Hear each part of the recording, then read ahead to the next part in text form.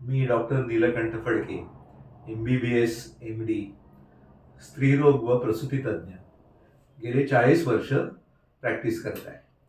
आज काही त्रासदायक औषधांबद्दल मी बोलणार आहे. यातली पहिली आहे वेदनाशमक गोळ्या.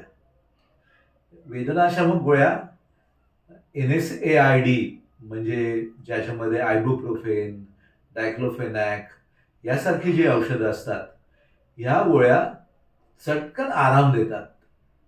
खूप तीव्र वेदनेपासून मुक्ती देतात आणि खूप बरं वाटतं पेशंटला. मात्र ह्या गोळ्या जास्त दिवस घेतल्यानंतर ॲसिडिटी, पोटात जळजळ होणं, उलटी आल्यासारखं वाटणं, भूक न लागणं, खाल्ल्यानंतर पोटात दुखणं असे त्रास होतात. फार दिवस घेतल्यानंतर किडनी फेल होऊ शकते. प्लॅटलेटचं काम नीट न झाल्यामुळे रक्तस्राव, उदाहरणार्थ पाळीचा स्त्राव, रक्तस्राव हा वाढू शकतो.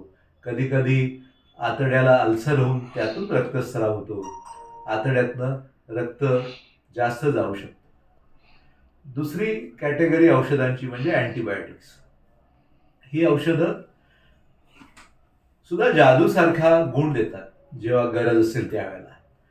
मात्र नेहमीचा सर्दी खोकला, नेहमीचा जुलाब ह्या आजारात ही औषधं घेण्याची अजिबात गरज नसते.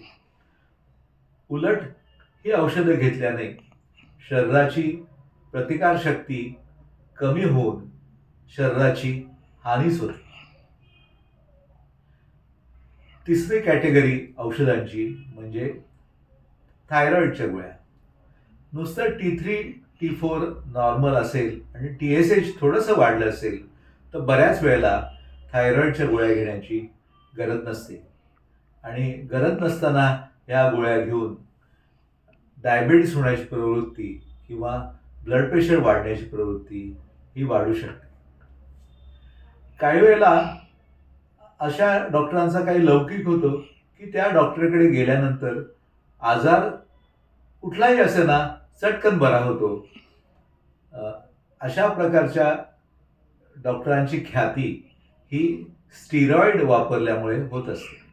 आणि काही वेळेला ही स्टिरॉइड्सची औषधं काही डॉक्टर झाडपाल्याच्या औषधात मिसळून सुद्धा वापरतात. सांधेदुखी, त्वचा विकार असं फार चटकन बरा होत असेल आणि ती औषधं घेतच राहायला लागू शकत असतील तर बऱ्याच वेळेला स्टिरॉइड ही औषधं वापरली जाण्याची शक्यता असते. ह्या स्टिरॉइडच्या वापरल्यानंतर रोगाची प्रतिकारशक्ती कमी होते आणि TB सारखा आजार होऊ शकतो. म्हणून ही औषधं डॉक्टरांच्या सल्ल्यानेच वापरणं चांगलं असतं.